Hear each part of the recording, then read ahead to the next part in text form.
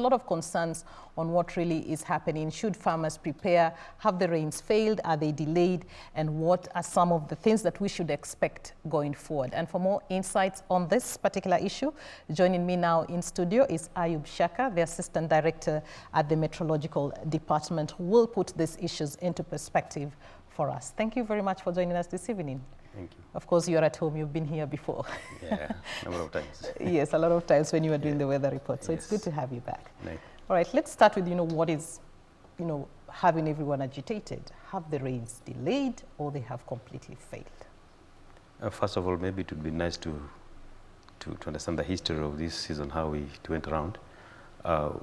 Remember, sometime in February, we issued a forecast indicating that we're likely to have good rains in a good part of the country.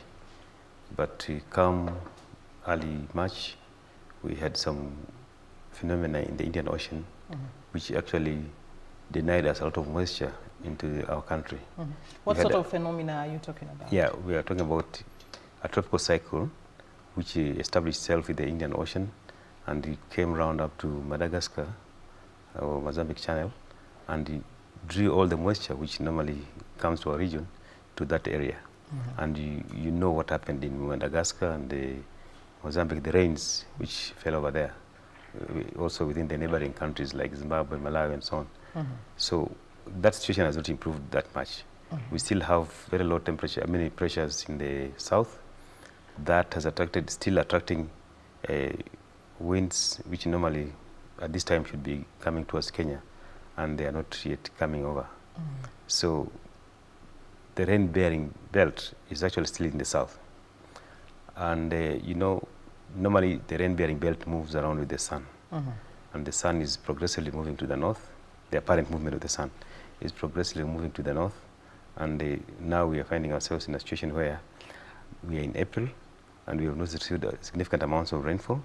And April generally is a peak of the season. The rainy season. Yeah. And we're not seeing any good rains coming the remaining days of April, apart from a few drops maybe over western Kenya. But a good part of the country will remain generally dry. In the next month, that is May. That is May. You know that May marks the end of the season. And in most cases, by mid-May, most parts of the country have, had their share of rain, and it's over. So in the projection, we are seeing like again, most of the areas will receive below normal rainfall.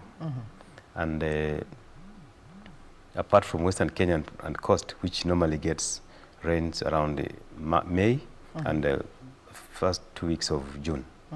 So those are the only areas we are seeing will get significant amounts of rainfall. But again, looking at the season, how far it has gone, I'm wondering whether it will be any significant for any kind of agricultural activities. So if you combine all this, the fact that March did not get any adequate rainfall. Yes. April, again, was generally dry. We are left with only 2 weeks of May. Yes. That complicates the matter. Yeah. So what are we looking at in terms of, farmers? Should they plant? Should they, what should they do? Well, a good part of the country may not get significant, adequate rain to have any meaningful agricultural activity. But we still expect western Kenya to get rains in May, average rains in May, and also the coastal strip. These areas, since they get rains up to June, we are likely to get something out of it. But again, maybe we may have to work with the cultural community or rather cultural officers to see what kind of seed is adequate for this kind of rainfall.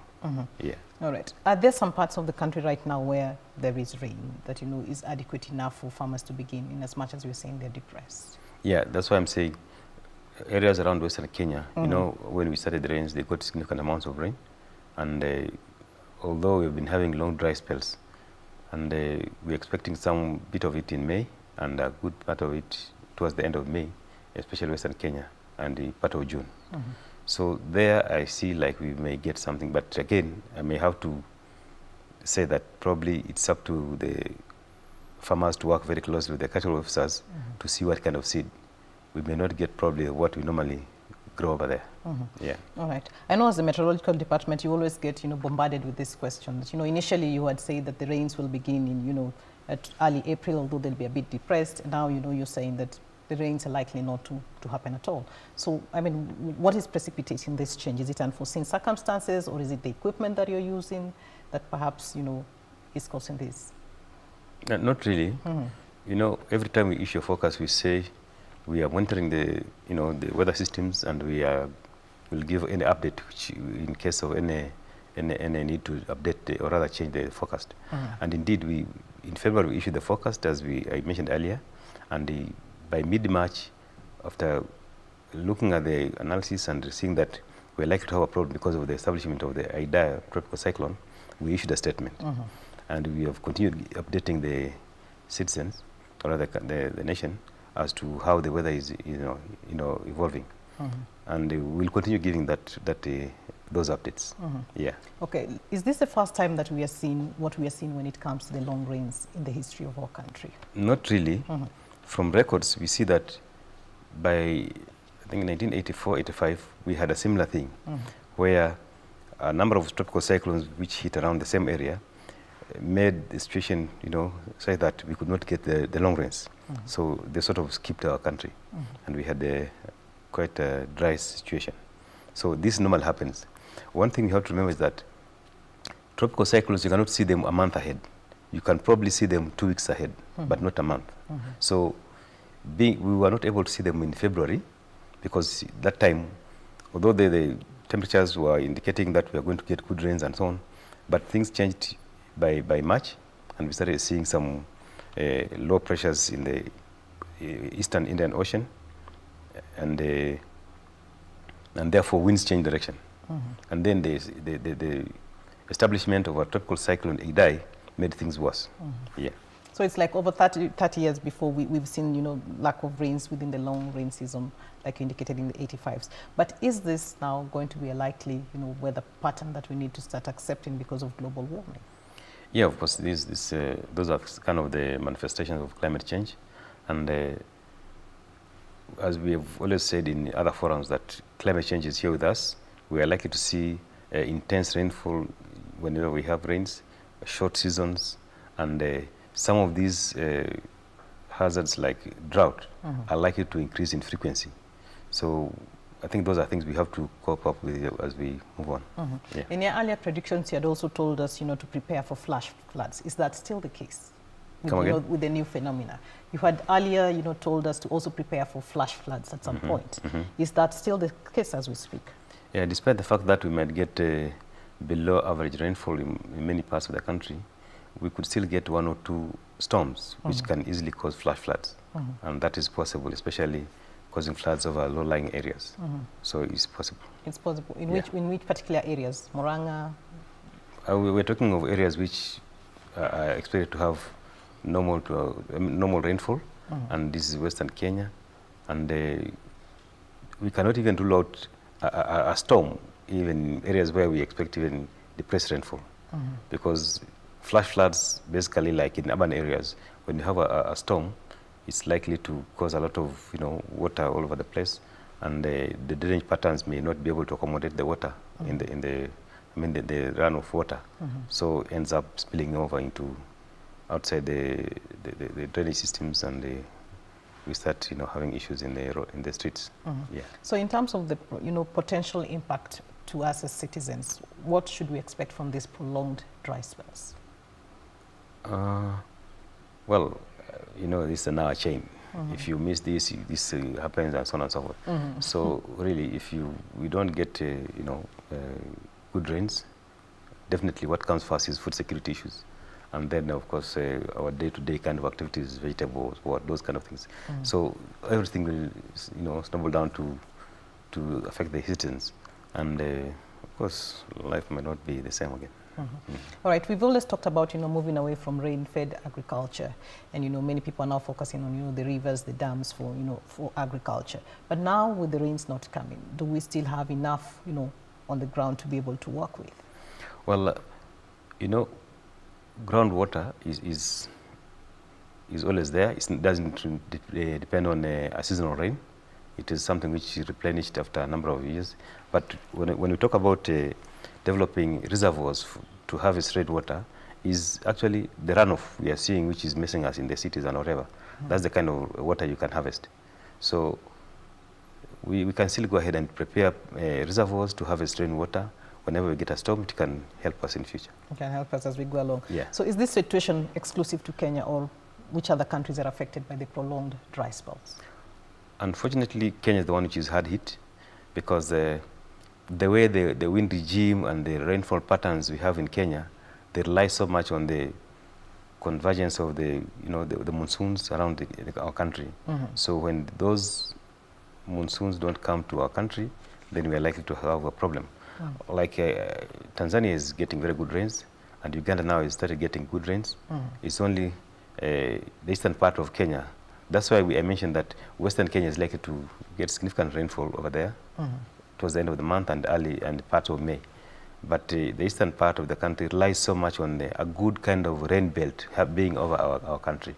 And that is the one which is now going to be very much diffuse, isolated kind of rainfall patterns we're likely to see. Yeah. So the eastern part of Kenya is the one that is going to be worst affected by, by the lack of rains. The eastern part of Kenya is likely to be hard hit by that depressed rainfall. Is there a reverse gear, I wish I could have one. I wish I could have a reverse gear. Because, the rain-bearing belt, as I mentioned earlier, follows the movement of the sun. So the movement of the sun is not waiting for the winds to be released down in the south. So when the winds are finally released by the low pressures in the south, most likely they'll rush through the country to catch up with the movement of the sun. And that's where we're saying the eastern part of the country is likely to have a problem, because it relies so much on that well-established rain belt as it moves along the sun. So once it is, left behind, to try to catch up and rush over the country. Yeah. All right. Going forward, perhaps, what are some of the, issues that we as Kenyans can do to try and, ensure we protect our weather in terms of dealing with climate change? Yeah, of course, the things we have been talking about for many years, about conservation of environment and making sure that our water towers are intact. And, because when you have a good forest cover, it attracts rainfall. Or rather, it makes the environment cool and therefore very conducive for cloud development. But when you have bare ground, it tends to raise temperatures and therefore not have conducive environment for cloud development. So the more forests we conserve and the more trees we plant or grow, the more we'll have, we improve the situation. Yes. Okay, what would you advise as a contingency plan to be able to deal with, what we are seeing, the depressed rains and lack of rains in some parts of the country? I think the interventions which the government is putting, of trying to put reservoirs in some of those dry areas, is a good thing to do. The more we have, the better, so that even if you don't get good rains, at least some people get some food and we can share it out and, reduce the kind of impact which will be there. So that direction we're taking of having reservoirs or dams is the way to go. Yeah. So people should begin harvesting water in as much as, the Sure, even at domestic level, we should be able to harvest water. But are we even, saving what we have? Well, that's another question we can discuss. I'm not very sure whether we are doing that, but maybe we should start learning from this incident that we start conserving water.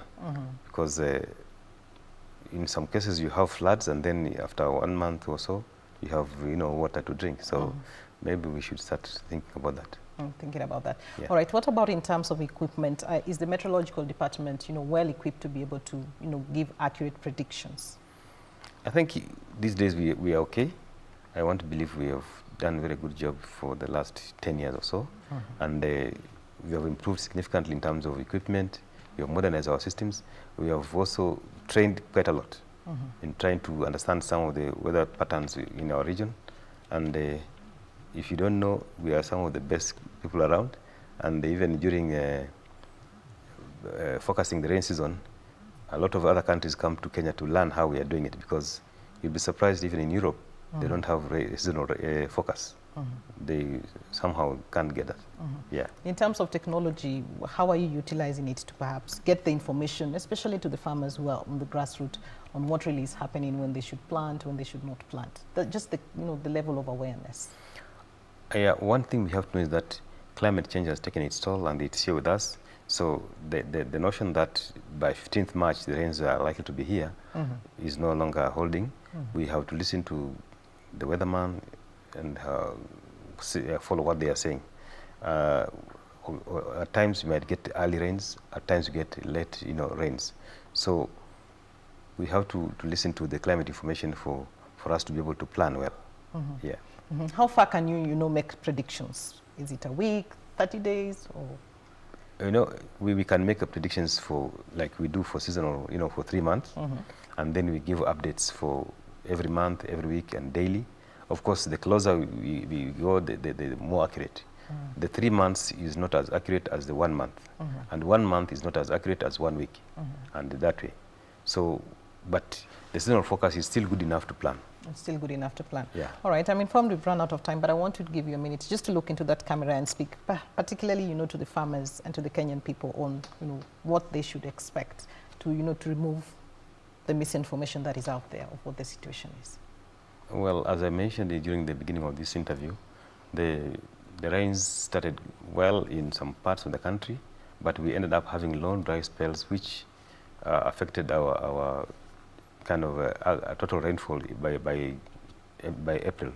And looking forward, we are not seeing a lot of rains coming, especially in a good part of the country, apart from Western Kenya, where we expect some good rains over there. But those ones, again, coupled with the kind of long dry spells, we may need to do a lot of consultation with our agricultural officers to be able to see exactly what we can grow in those areas. Yeah. So we also need to start thinking about changing the kind of food that we grow and moving towards more drought-resistant kind of crops. All right, thank you very much. We appreciate you finding time to come and give us insights on what we should expect, because the weather really determines our food security in this country. Always welcome. Well, we have been talking to Ayub Shaka, the Assistant Director at the Meteorological Department, sharing with us what we should expect. And as you've had, the rains have delayed and they'll not be adequate enough for us to be able to plant. But Western Kenya will receive adequate rain. So wherever you are, try and see how you can prepare for this. My name is Achieng'a. We end Echo Watch now, but we continue with other news.